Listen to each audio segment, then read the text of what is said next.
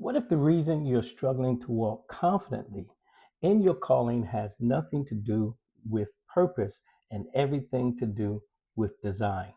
This is what we've been talking about for the past several weeks. What if destiny has felt delayed not because you're behind, but because you've never been taught how heaven actually built you and wired you? I am so excited because tonight isn't about passion. It's Well, I shouldn't say it's not about that. It is, but the teaching tonight isn't about passion. It isn't about dreams. It isn't about goals or potential.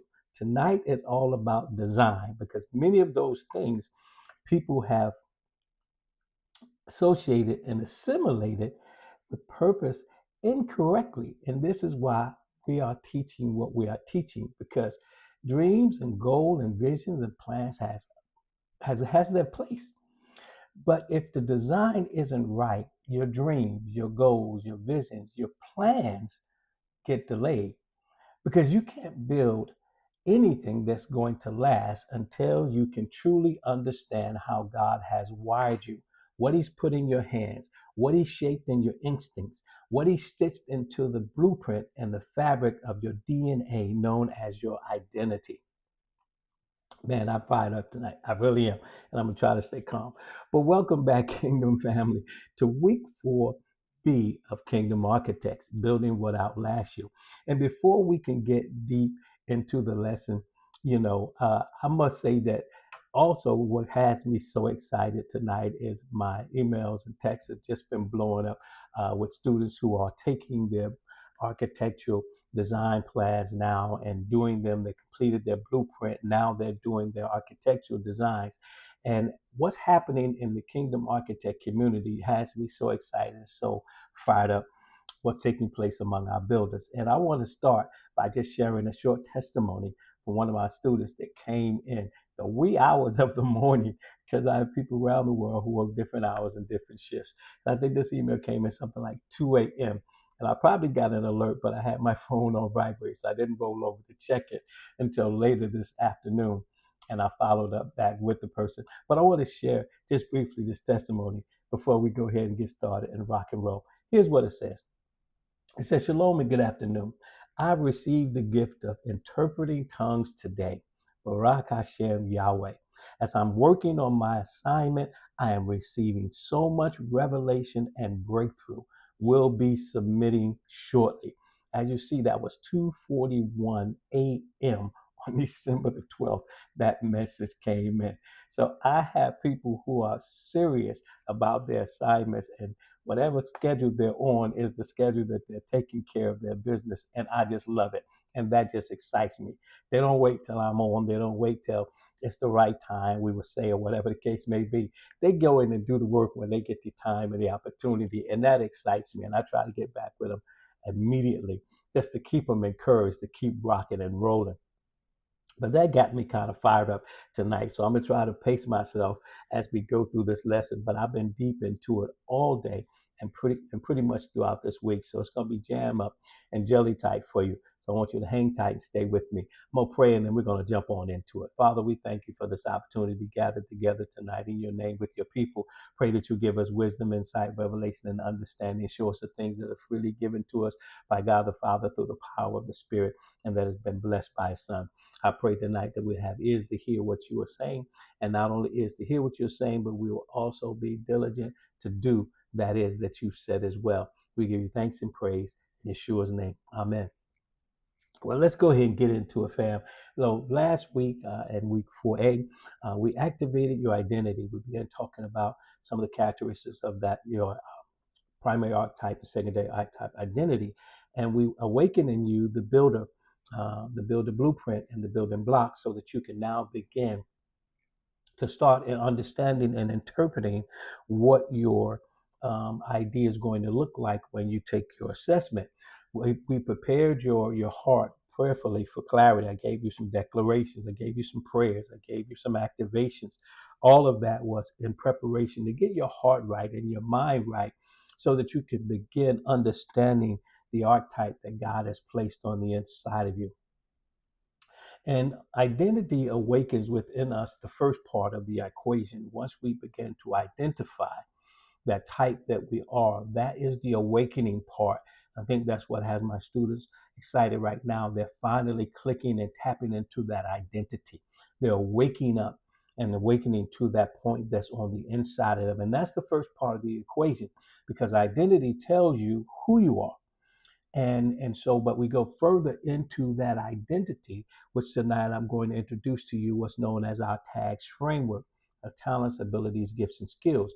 This tells you how you were wired to build within that identity. And this is the key component, because as I've said in week 4A, you know, that was the part where we tap into your spirit to start identifying what's already in you. This week is about understanding the wiring, how that's all been connected and put together, and how God has sown that within you and connected all of the things that you need already inside of you to begin doing the assignment He has given you. Because every kingdom builder has a design construction pattern in them, in their DNA, in their spiritual makeup and component. And tonight, that pattern is going to speak louder to you, because I'm going to make sure I give you some revelation and information to help that speak louder to you. Because my purpose tonight is to reveal how God has designed you to build so that you can stop guessing.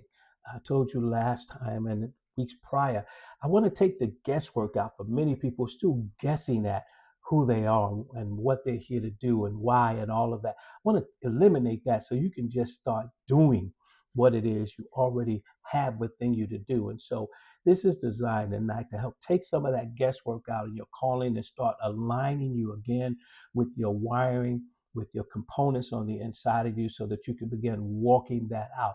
As my student just shared in the testimony that I just shared with you, the part that she's in right now and in understanding herself is helping her to tap into what's already in her, and in the reflections that we have in the assignments. And as I was reading through hers today and responding back to her, I can see how she spent time understanding what's already in her. And one of the things that was so unique about what she said, she says, I don't really want to be dealing with a whole lot of external stuff right now and solving problems on the outside, because I'm so excited about what's happening in me, and I'm solving things that's happening on the inside of me. And I encourage her, because that is the first and the primary focus.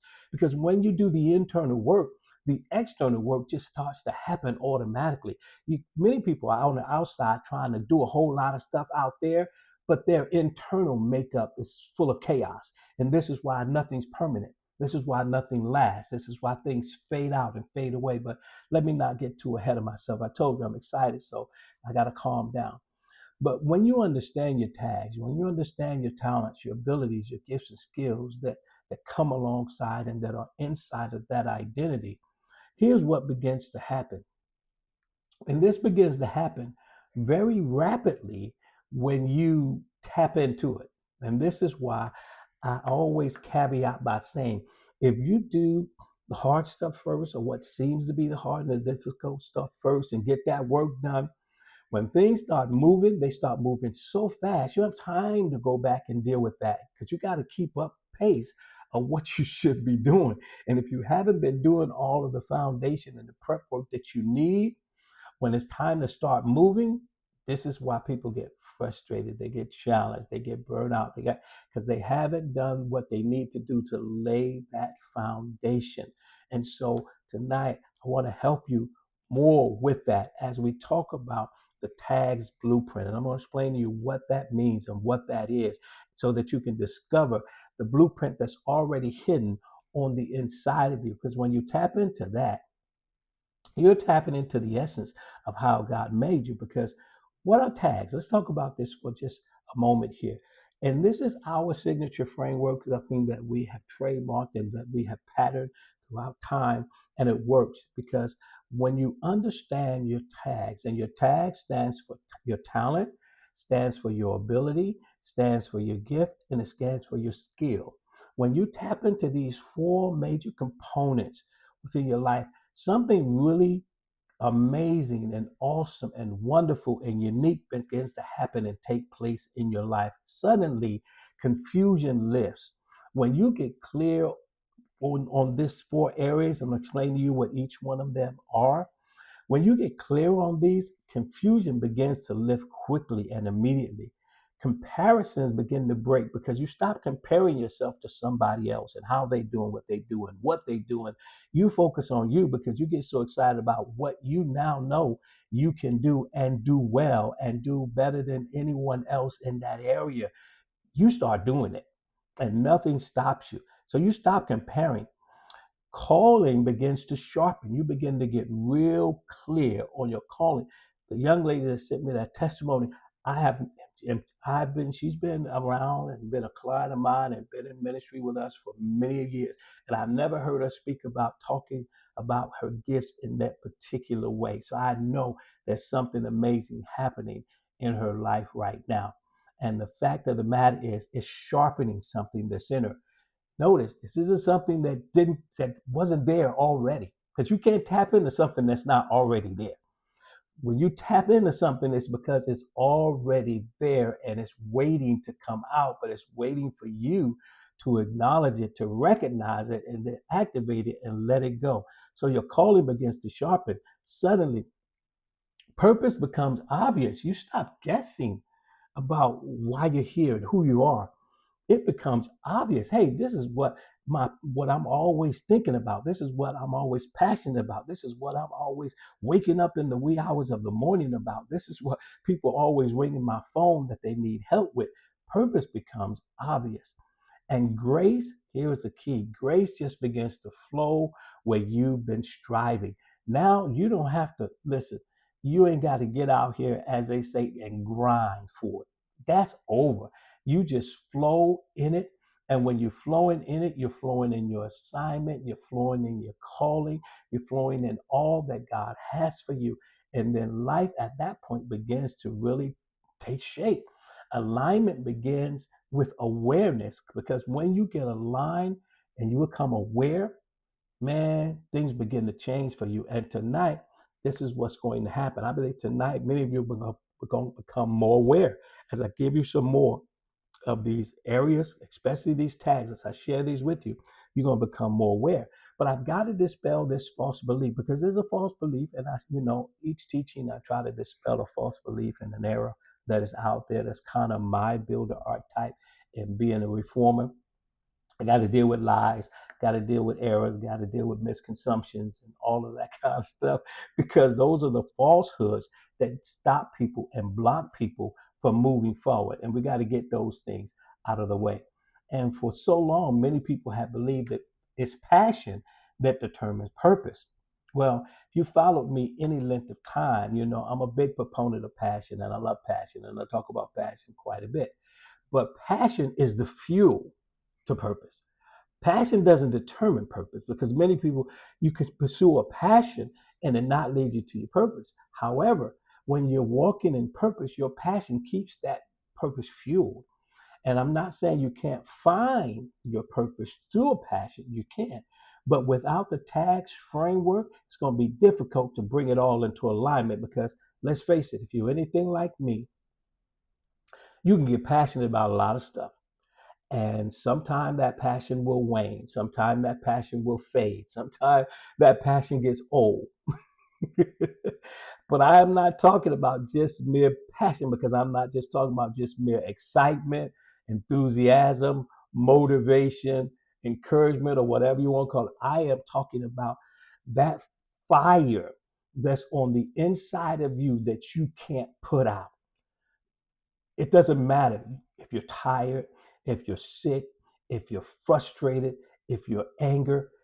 That fire never quits and never goes out. That is the fuel of passion that I'm talking about, that always brings you back to your primary design. It will always bring you back to the forefront. That's the thing that I'm talking about when I talk about passion. And so the false belief that just passion determines purpose, not any passion does that. It is the fire burning passion that lives on the inside of you that, number one, you didn't put there, so you can't put it out. It was put there by the one who created you. And therefore, because he's a fire that burns eternally, so is that is in you. And so No design is what determines purpose. Passion doesn't determine it. Design, because the way I am built, the way I am designed, the way I have been configured by God is what determines my purpose. And therefore, the fire that He put in me to pursue that purpose is what keeps me on the path moving toward Him. Is that making sense to anybody? I hope that that is, because I'm not going to go deep here with you here, but I'm going to go deep with my students in the community. So you got to keep up with me because I'm moving fast and I'm rocking and rolling tonight. Because the core truth is this: God never sends a builder into the world without first wiring their hands for what He has given them to do for work. You can rest assured that our God is so good. He's so great. He's so gracious. He will never send you, or He never sent any of us into this world without something to do. Many people say, well, I don't know what to do. I don't know what life is all about. I don't know my purpose. Then you need to reach out and touch me. You need to holler at me so I can help you find that out. Because God didn't put anybody on the earth to just be a nobody and just do no thing.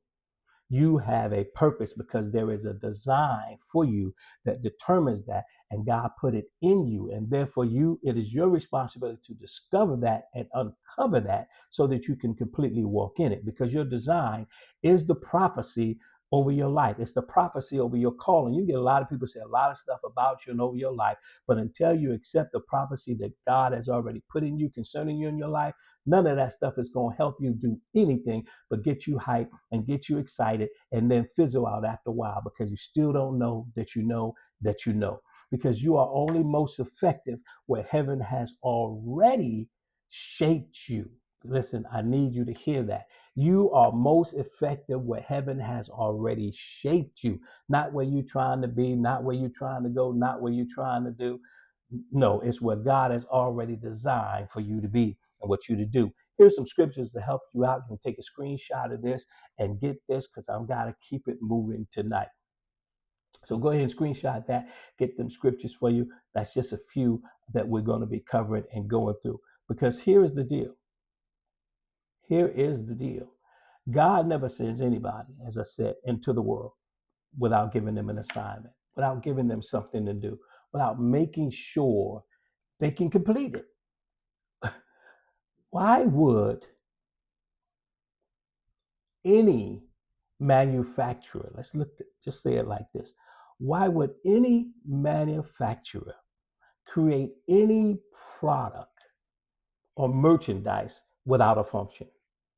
You don't see that in anything in the earth. Everything has a function. Everything has a purpose, even though we may not always like some of the things that's been created for their purpose, such as some of the critters and some of the slithery things and, some of the big things. Everybody has their own little whatever concerning whatever it is, but they all have a purpose. They all have a function. And we would not be any different as His created ones. If that is His creation, and His creation has a purpose, therefore His created also has a purpose. He would not create the creation first, which He did, without a purpose, and then put the creator into the creation and not give him a purpose for being there. And we can go back to Genesis chapter 1 to understand all of that. Whether you're a Bible person or believe in the Bible or not, you got to believe in some kind of grand design and divine design. And that divine design says everything has a function, everything has a purpose. Scientifically, everything has a purpose. There can be nothing without nothing. And those who believe in some of the theories that they've tried to propose, that there was nothing in existence and everything came from nothing, that's a lie. Nothing comes from nothing. Zero and zero, still zero. There had to be something in order for something to come. We could not have mass, space, time, and matter without all three components. All three components had to exist in order for there to become something. But that's a topic for another time, because things aren't random. Therefore, neither are you. Neither is what I'm sharing you is random. The verses that I'm sharing with you, the information that I'm sharing with you, all of it speaks to the identity blueprint that God has put into the universe. Are you with me? And so here, I'm going to get on into it and just explain a little bit. Tonight is not the deep dive, at least not in this part one. In part two, I'm going into the deep dive. But in order to get the deep dive in part two, you got to become a part of the community. Because the prophetic picture that I want you to get is that it's already been designed in you. Stop looking for something or someone to come in and come along and lay and all that to impart something in you. And this is what has messed a lot of people up for so long. They sought impartation instead of activation. Throughout our ministry, we pursued activation more so than impartation. There's very few times we had to do impartation. Most times it was activating because we can recognize, acknowledge what was already in people. And my wife and I spent a lot of time in healing and deliverance ministry and prophetic ministry, activating people into their gifts, their talents, their callings, their abilities, their assignments, so they can be about doing. We weren't trying to just put something in them because we didn't want what was in us to go in them. We did impartation for those that worked alongside of us, as Moses did in Numbers 22, so they could come along and help us better do our assignment. But it was not for the purpose of getting their assignment more active. That was activation. And so, in understanding the T.A.G.S framework, I need you to understand T.A.G.S describe. T.A.G.S stands for number one, talent. Talent is what God placed in you at birth. You can't get away from that. It is the signature design. It is your signature bit. It is what is already in you. It's the thing that flows in and through you without force. I talked to you a little bit about this last time. It is the thing that flows in you whether you want to or don't want to, whether you do or whether you don't do. It's always there. Talent whispers your assignment. Talent is the thing that's always telling you, here's what I want to do. Here's the thing that I'm excited about. Here's the thing that I'm passionate about. Talent is the thing that keeps speaking to you and always pushing you forward. And then you have ability. Ability is what you develop through discipline, because that talent that you already have, you come along with the ability now, you can accentuate that, activate that, you steward over that. What has been developed through the discipline in you becomes the area of stewardship that you monitor. And what happens there, this is your stewardship layer. And in this stewardship layer, talent becomes the ability. But when you mature it, it really begins to sharpen that talent. When you really add the ability that comes along, ability shows what you have taken ownership of. Because it's not just enough to have a talent. I explained this a while back. I used a particular athlete which many people claim him as the GOAT. And I'm not going to get into who you think your GOAT is. You just, whoever your GOAT is, fine. Because I don't want to get in an argument with people about, well, my GOAT better than your GOAT, whatever. Whoever you think your GOAT is, just take your GOAT, for example. He became the GOAT. Why? Because he took stewardship over that talent. He realized early on playing that sport, or she singing that song, or he playing that instrument, or they doing this particular thing. They learned early on that, man, I'm good at this thing. Now, if I just continue working at it, continue honing, continue measuring my time and my talent and doing it, maturing that thing, I become better at it. That's what you do with the ability. The ability is now you're taking ownership and stewardship over it, because ability shows where you've taken responsibility now for that area of design in your life. You're taking responsibility to say, I'm not going to waste this. You heard people say, especially coming up, don't waste your talent. Don't waste your talent. I was told this many times throughout school. Don't waste your talent, man. You're sharp. You're educated young man. You're real intelligent. You're bright. You learn things well.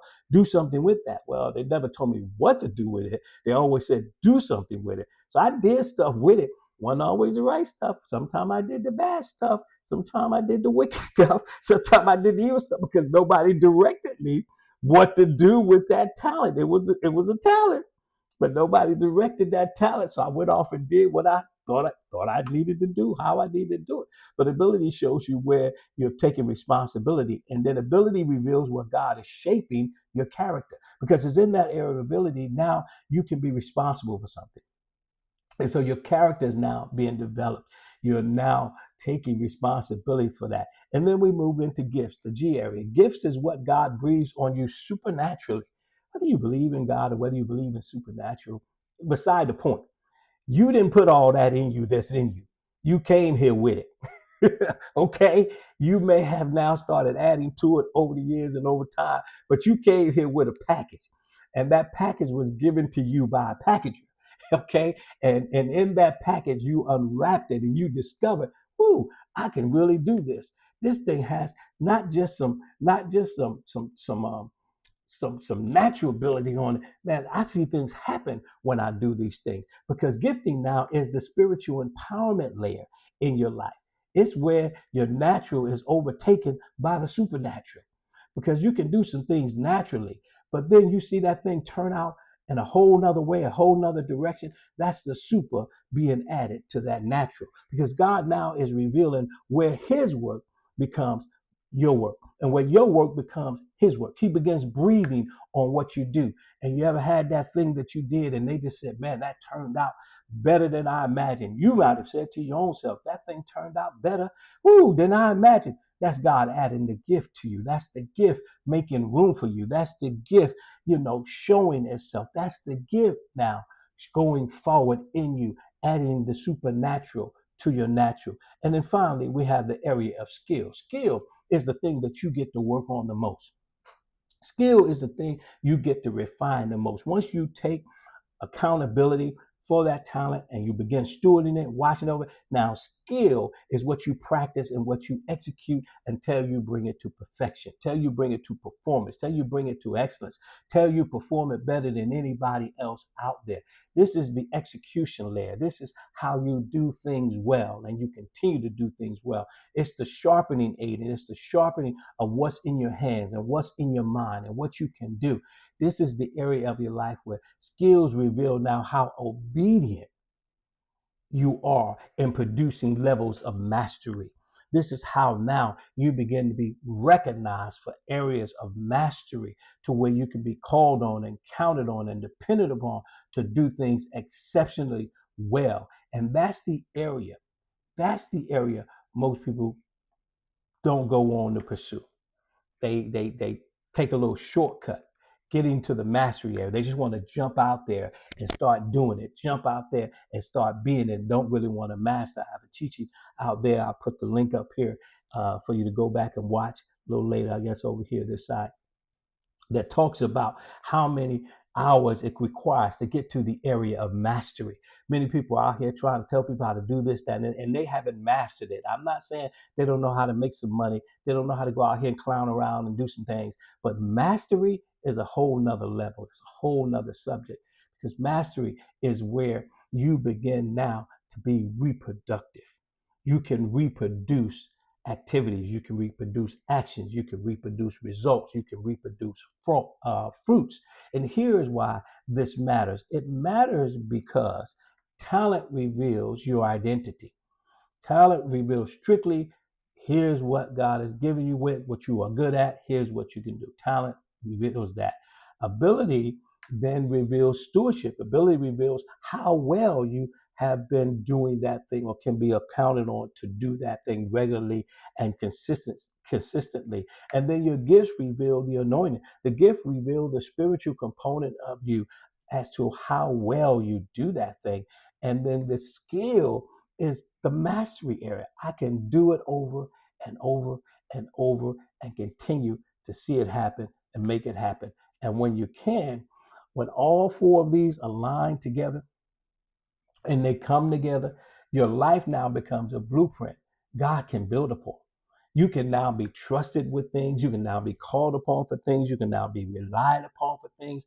Not only does man trust you, God trusts you. And when God can trust you, he said he bring you before men who will recognize you and acknowledge you and reward you. See, people waiting for rewards, but you haven't mastered enough to where you are warranting those rewards. It's not that anything is being withheld from you. It's being withheld from you because you're not at the level you need to be for those rewards to kick in. Are you getting anything?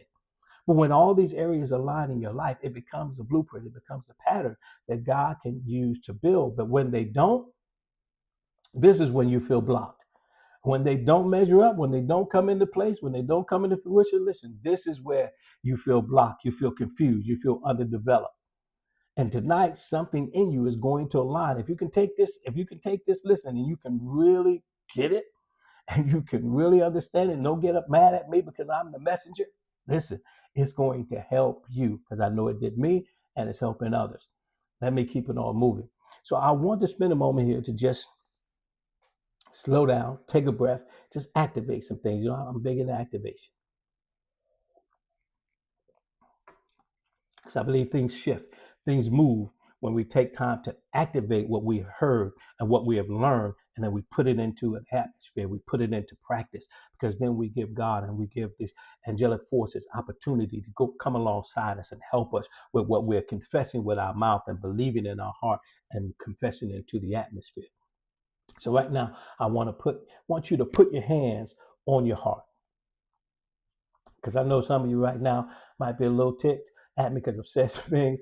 I'm running real fast and I'm rolling, not taking time. You can't write fast enough to keep it. This is why we have the replay. This is why we have the slides. You can go back and get it. I got to keep it moving. But I want you to put your hands on your heart and repeat this after me and say, Lord, help me tonight, even if I'm upset with the teacher. help me to be okay with what's happening. But Lord, awaken what you have placed on the inside of me. Show me what flows in and through me without force. Mm. Reveal what you're trained through discipline. Reveal it to me, Lord. Highlight where your grace has already empowered me and sharpen the skills I steward for your glory. Mm. Thank you, Lord. I receive that for me. Now, I want you, I pray that over you, and I pray that over me, and I hope you did it as well. I want you now to repeat this out of your mouth for yourself and say this with me. My design is intentional. My wiring is divine. My identity is awakening, and my assignment is becoming clear. Let's say it again. My design is intentional. In other words, you're not a mistake. You're not an accident. My design is intentional. My wiring is divine. It ain't twisted. It ain't crossed. It ain't miswired. It has been divinely wired. Therefore, I need to come into alignment and agreement with it so I can fulfill my destiny. My identity is awakening within me. I'm no longer confused, or I'm no longer, listen, frustrated and misunderstood. I know who I am, and my assignment is becoming clearer every day. I want you to repeat this week and let this settle in so that you can begin walking in your assignment. I hope this is helping somebody here this night, because I know it's helping me.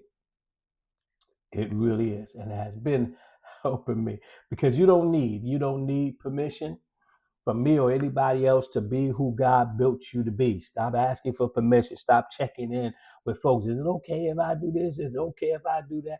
I know, churches and preachers got protocols. You just got to do what you got to do in them environments.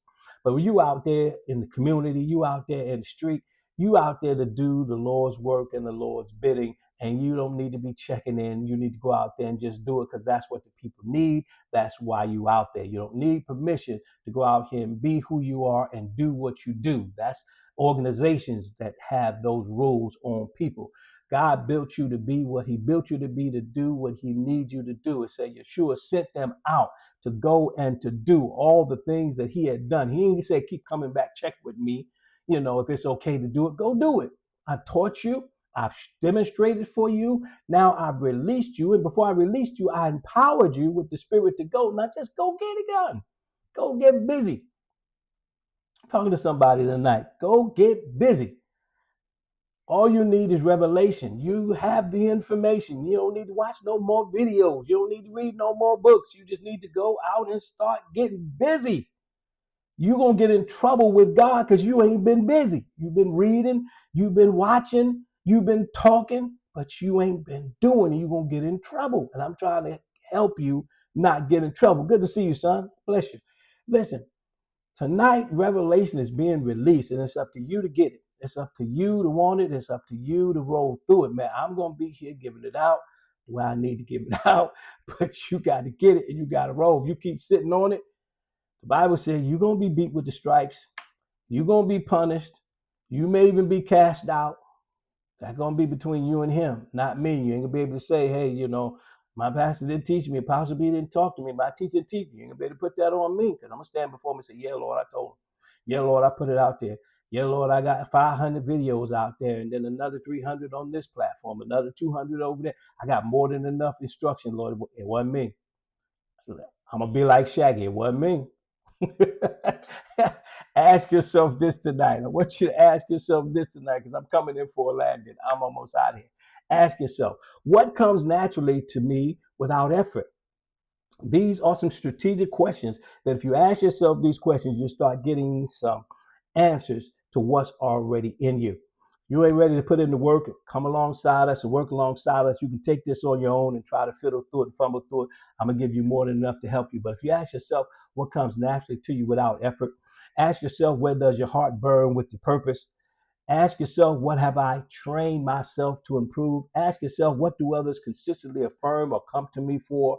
Ask yourself, what does God meet me and usually grace me? This is a good one because each one of us has something that God consistently and regularly do in and through us.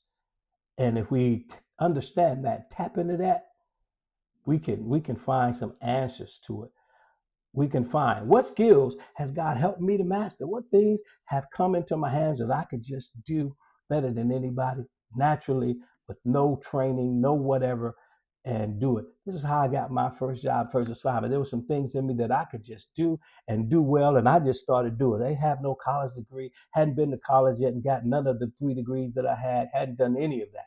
I just knew I could do some stuff, and I told the company I can get it done. Hire me, and I'll make it happen.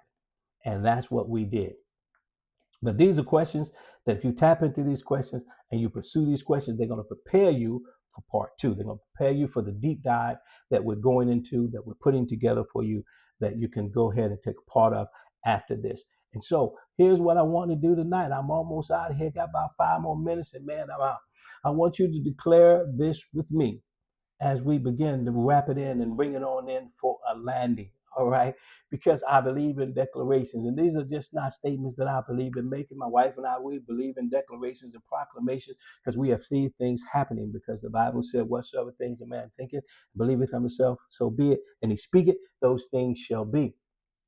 And I believe that if I speak it and I believe it and God has ordained it for me, it will surely come to pass. So declare this with me tonight.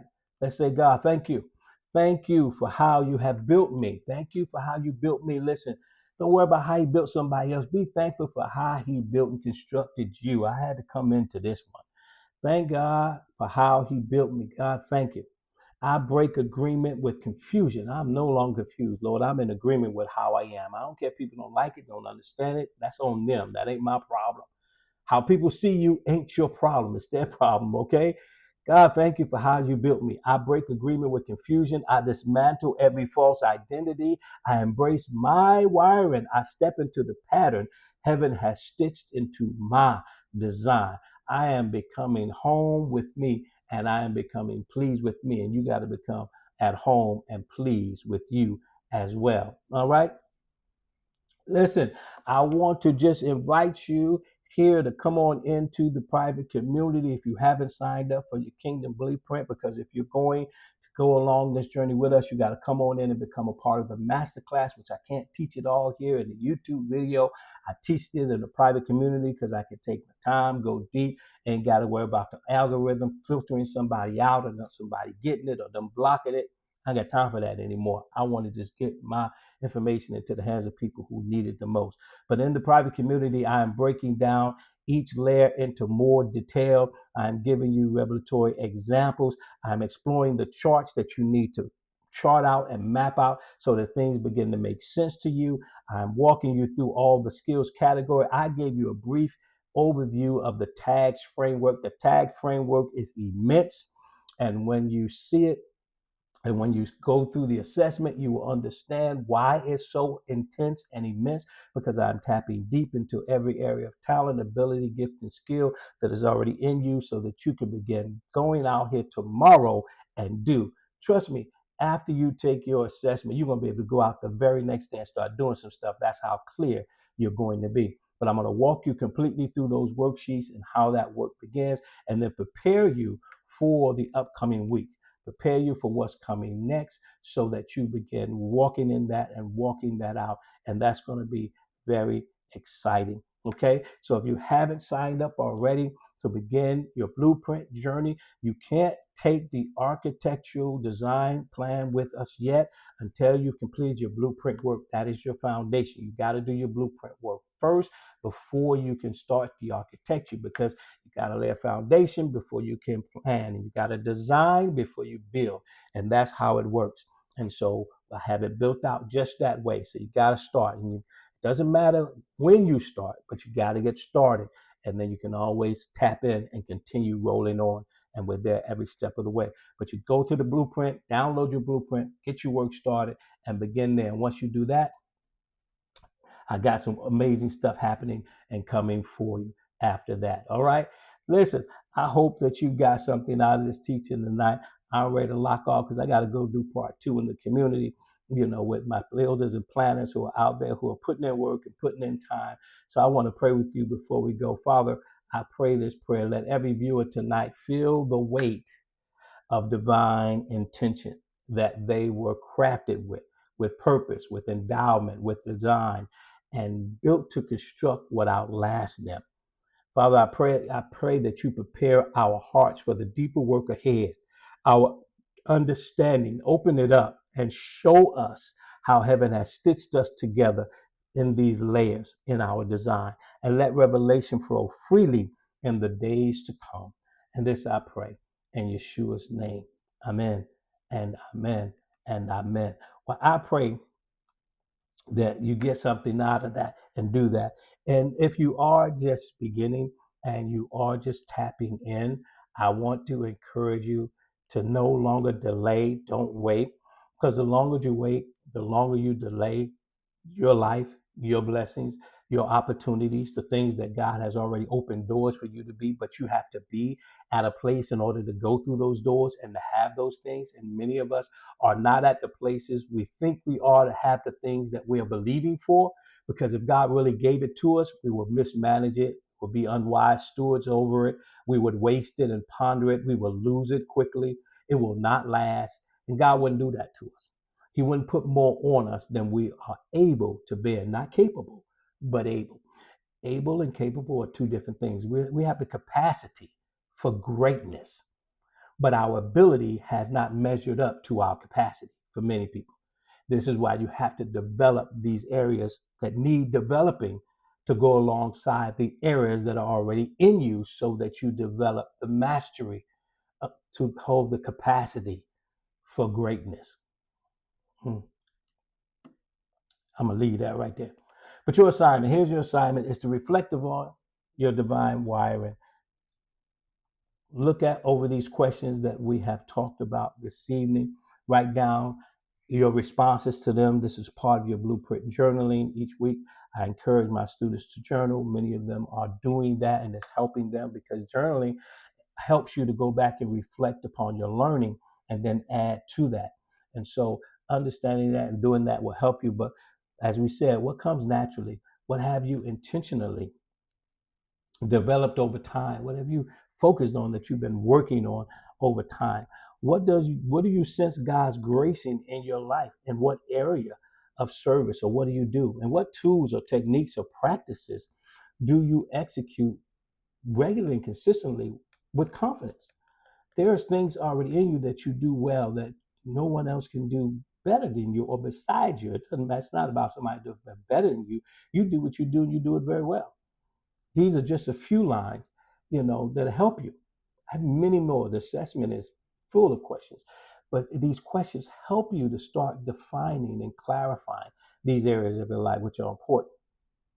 Also, I want you to begin identifying at least one area that feels the strongest to you right now. I challenge my students every week to focus on just one thing. Not listen, you can't do 20 things at one time. We don't multitask like that. We don't multitask well as human beings. We're not computers. We are single-minded folks. And as such, we can only do one good thing at a time very well. You can do a whole lot of things, but not well. You can got a lot of things going, a lot of projects going, and look at them. You look around your house, look around your workplace, they're undone. But if you focus on just getting one thing done, that's one less thing to be cluttered, one less thing to be in the way, one less thing left undone. One thing, just identify one area, one thing, and then ask yourself, where do I feel the most flow, the most grace, the most clarity when I'm doing this thing? And if that's not the one, find you one more other thing, but find at least one. And then when you do that, I want you to bring that insight to the private session, bring that insight to the community, bring that insight to here and post it in the YouTube comments and let me know what it is so I can help you with it. And then this week, I want you to be praying, pray this prayer, and continually thank the Lord for helping you understand your design. Ask him, Lord, thank you for how you designed me. Align my wiring with my assignment. We need to become appreciative of who we are. Society and people have a tendency of making us feel bad about who we are. Stop all that foolishness. It's time out for that. It's time to embrace who you are because that's how God made you. Now, you may need to change. You may need to upgrade. You may need to develop. You may need to do these things, do some things. I'm not saying that. But stop regretting the fact that you are here and this is who you are. Gotta grow beyond that. All right. And then finally, if you have it, again, join us for the blueprint before you can start architecting.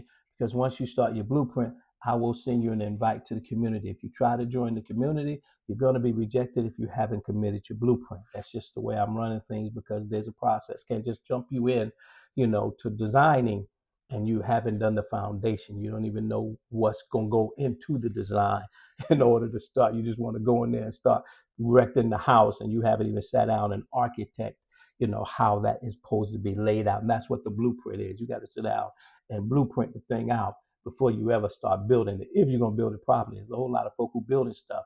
They don't care about building it right. They don't care about building it properly. They just go out and start doing it. Then they wonder why it fall down and tear down and come down after a while because they didn't build it right. They had no plan when they was building. I'm amazed at people who don't have plans when they build it. And I ain't saying you're a cook for 60 years and you need a recipe because by now you got the recipe up here. But if you're just starting your cooking journey, you better follow a recipe if you want your stuff to be right. You want your stuff to be good. You just jumping out there, putting something in the pot and then feeding it to somebody. They're like, man, this don't taste like nothing. Did you even try this yourself? How long you been practicing this thing? So you want to perfect that. I had something happen to me this week. I told my wife I made something. It didn't turn out right. She said, well, usually you do pretty good. What happened? I said, I shortcut it. I didn't put my chef hat on. I just threw some stuff together, didn't follow a blueprint or recipe or nothing like that. She said, well, you need to do a do-over. Sure enough, I went back to the kitchen that same night because it didn't taste good at all. I went back, pulled out my recipe, did the thing, recipe, line upon line, precept upon precept, put it in the thing, made it out. I said, now that's how it's supposed to be. She said, well, no more shortcutting. I said, yep, no more shortcut. Got to follow the plan, got to follow the blueprint. And so do you. If you want the outcome to be what the outcome is supposed to be and is designed to be, that means you got to follow the plan. You got to follow the pattern.